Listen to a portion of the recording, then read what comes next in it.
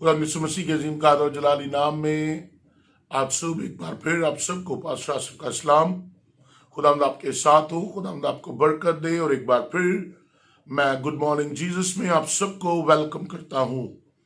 मेरे जीजो, खुदावंद का शुक्र करते हैं, खुदा ने मौका दिया, ये दिन बख्शा, ये जिंदगी दी कि आज एक बार फिर इस सुबह में हम सब मिलकर खुदावंद अपने खुदा को याद कर सकें और उसे सुबह खैर कह सकें।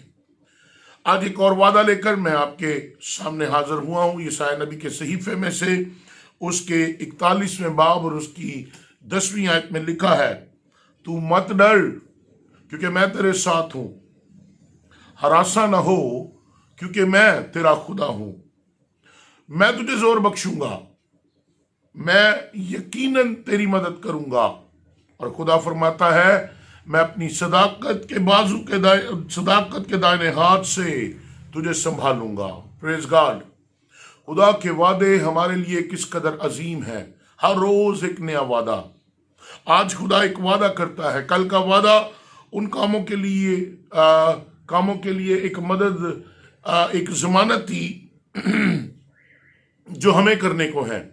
लेकिन आज का जो वादा है ये एक मदद की जमानत है उन कामों के लिए जो हम अकेले नहीं कर सकते, यानी वो काम जिसमें हमें किसी की मदद की जरूरत है। खुदावंद फरमाता है, कहता है, मैं यकीनन तुम्हारी मदद करूंगा। अंदरूनी ताकत की तकमील बैरूनी मदद से होगी। हम एक जंग में हैं, हमें एक जंग दरपेश है, जिसे हम स्पिरिचुअल वॉरफेयर, एक रूहानी जंग कहते हैं। मेरी बहनों, मेरे भाइयों, अगर खुदा की नजर में भला मालूम हो, यानी अगर खुदा की मर्जी हो, तो वो इस जंग में हमारे लिए इत्तेहादी पैदा कर सकता है। और यकीनन ऐसा है, खुदा की मर्जी है कि हम अकेले ना रहें, खुदा की मर्जी है कि हम तन्हा ना हो। इसलिए वो कहता है कि मैं यकीनन तुम्हारी मदद करूंगा। अगर वो इंसानी मदद ना भी भेजे हमारी इस जंग में, तो इस बात का यकीन करें कि वो खुद हमारे साथ खड़ा है। यानी हम किसी भी जंग में अकेले नहीं है, तन्हा नहीं है, वो खुद हमारे साथ है।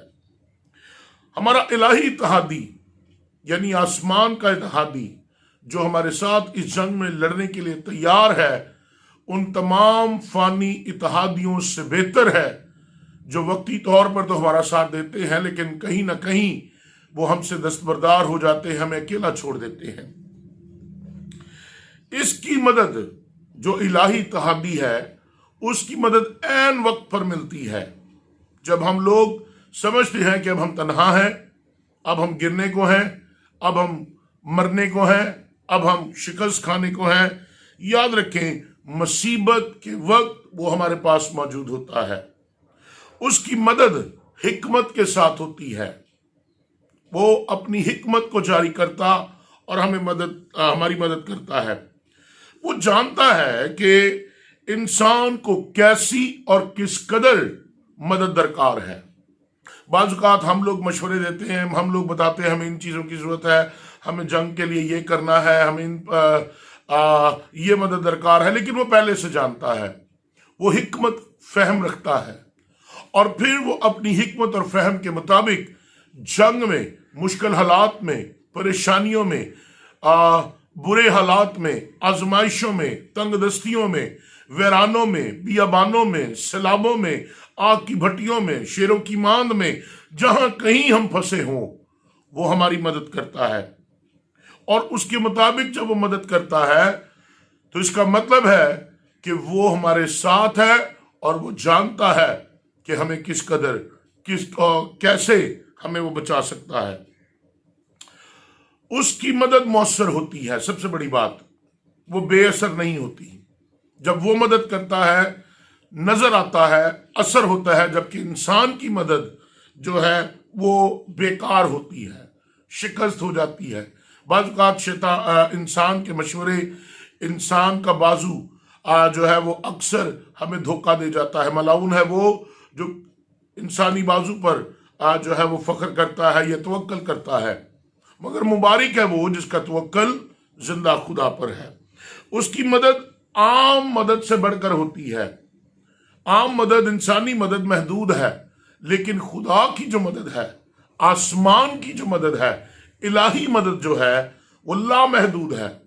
इसलिए हमेशा हमें इस बात को जानने की जरूरत है कि इंसानी मदद या फानी मदद वो कभी भी खत्म हो सकती है, उसका असर जा सकता है, लेकिन जो इलाही मदद है, आसमानी मदद है, वो हमेशा मौसर होती है और कायम रहती है। जब वो मदद करता है, जब वो हमारी मदद को आता है, तो वो हमारा सारा बोझ उठा लेता है। इंसानी मदद या फानी मदद जो है, उसमें कुछ हिस्सा हमारे साथ डाला जाता है, लेकिन यहां पर बड़ी खूबसूरत बात है और बाबरकत बात है कि जब खुदा हमारी मदद को आता है, जब आसमानी हमारी मदद को आता है, तो वो सारा बोझ उठा लेता है और हमारी जरूरतें पूरी करता है। फिर वो जरूरत कैसी ही क्यों ना हो, वो खड़ा है कि हमें बचाए। खुदावंद मेरा मददगार है।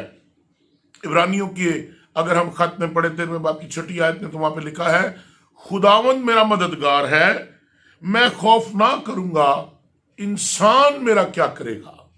Praise God. कौन मददगार है? खुदावंद। और जब खुदावंद मददगार है तो कोई भी आपका कुछ नहीं बिगाड़ सकता, क्योंकि वो पहले ही मददगार है, उसने पहले ही हमें बचाने का वादा किया। इसलिए हाल और मुस्तकबिल जिनमें हम जी रहे हैं, उस पर हम इत्मीनान कर सकते हैं। हाल और मुस्तकबिल के लिए हम अपने खुदावंद खुदा पर, जो जिंदा है, कदूस है, पाक है, हम उस पर इत्मीनान कर सकते हैं। हमारी दुआ ये होनी चाहिए कि ऐ खुदावंद तू मेरा मददगार हो। बजाय कि हम इधर उधर मदद तलाश करें, बजाय कि हम इधर उधर से साथी ढूंढे, बाइबल कहती है ऐ खुदावंद तू मेरा मददगार हो। क्योंकि हमारा तजर्बा ये है, माजी के तजर्बात को याद करें और इस बात को जाने, हमारा तजर्बा ये है कि वो हमारी कमजोरी में, जब हम रूहानी तौर पर कमजोर होते हैं, वो रूहानी कमजोरी में भी हमारी मदद करता है। हमारी तवक्को ये है और हमारी तवक्को ये होनी चाहिए, मेरी तवक्को ये है, आपकी भी तवक्को ये हो कि मैं अपनी आंखें पहाड़ों की तरफ उठाऊंगा और मेरी कुम्मक आसमान से आएगी। याद रखें, पहाड़ों की तरफ उठाएं आंखें, बुलंदी की तरफ देखें, आसमान की तरफ देखें, बादशाह की तरफ देखें, खालिक और मालिक की तरफ देखें, तख्लीक करने वाले की तरफ देखें, अपने पैदा करने वाले की तरफ देखें, अपने मुहैया करने वाले की तरफ देखें। बाइबल कहती है मैं अपनी आंखें पहाड़ों की तरफ उठाऊंगा, मेरी कुम्मक वहां से आएगी। और फिर जब हमारी कुम्मक वहां से आएगी तो हमारी जिंदगी बदल जाएगी, हमारे हालात बदल जाएंगे, और फिर हमारी खुशी जो है वो और ज्यादा बढ़ जाएगी। और फिर हमारा गीत ये होगा कि ऐ खुदावन मेरी मदद कर। ज़बूर 86 में ज़बूर नवीस से लिखता है कि तू ऐ खुदावन, तूने ऐ खुदावन मेरी मदद की है, तूने ऐ खुदावन मुझे बचाया है, तूने ऐ खुदावन मुझे छुड़ाया है, तूने ऐ खुदावन मुझे खड़ा किया है, तूने ऐ खुदावन मुझे सरबुलंद किया, क्योंकि यकीनन तूने मेरी मदद की है। आइए हम उस खुदा की तारीफ करें, उस खुदा को मुबारक कहें जिसने यकीनन हर हालत में, हर वक्त, हर लम्हा हमारी मदद की और हमें अपने कभी हाथ के नीचे रखा। खुदा आपको बरकत दे और इस कलाम के वसीले आपकी जिंदगी तब्दील हो। आमीन।